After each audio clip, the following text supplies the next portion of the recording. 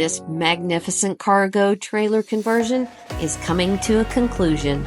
But let's go back and make sure that you understand how it's insulated. We've had several questions about that, and he's going to show you exactly how we did it.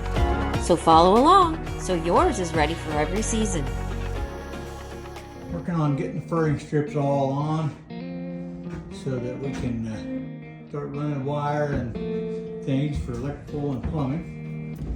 You can see we cover every one of the metal studs with wood. Makes it easier for us to fasten things to. Here's what it looked like before, and these are the folks who have helped us insulate both the tiny house and the cargo trailers that we have now done. The spray foam is done. As you can see, I'm standing on the insulation. I'm not standing on any of the beams. So just the tin underneath, this foam adds so much structure to your trailer, besides being a great insulator. It's really coming together nice. Stay tuned, it's gonna get better. You can see how full each one of those compartments are with the insulation. This will give it a really good base to build off of. Except for back above the door. We did not have them insulate that in the beginning because we had a bunch of wires that we were trying to make sure we had back there for the backup camera and other lights, of course. That backup camera is run inside of the pickup by a screen, and it works wonderful when you're backing this big trailer. So as you can see, we're going to have to put some foam in there, and guess who we called? Yes, we went back and they helped us out again. This is a really nice family business. And if you guys need any kind of insulation work done and you're out here in Colorado, make sure you call these guys. They are absolutely wonderful people and great to work with. And you can see we have it all taped off. We don't want any of that foam going anywhere in the trailer. It's not supposed to be going. So like I said, we've got it all nice and taped off, and we are ready for him to fill up that cavity. That cavity is about 1 foot deep and about, I would say, 8 inches deep going top to bottom.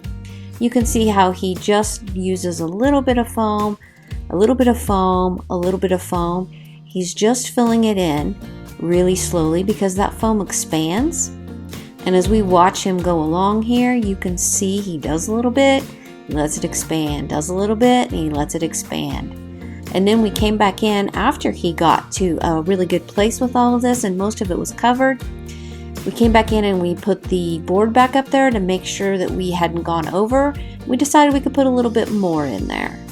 So you can see he's moving to the second half of that, and he's just filling that compartment in with the foam. As long as you have this kind of foam going in a cavity like that, it prevents sweating, which you do not want, which is what metal will do. So when you cover it all with the foam, you get rid of that moisture, which is what we want back here. We also don't want the back of this trailer to get cold or hot.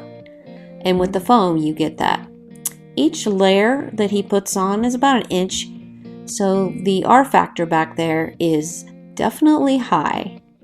You can figure on average 1 inch of foam insulation is about 7 R. So the walls, after we have them furred out, you have almost 2 inches there. So you have almost R14 in the walls and the ceiling, and the floor has even more. So here's how it turned out. When we put the wood overlay over the back, it turned out great.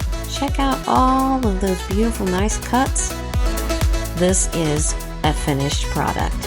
If you've enjoyed these videos, please give us a like, subscribe, so we can start making some new ones when we start our next project. So stay tuned, we've got some final shots coming up in a couple of weeks that are going to be awesome.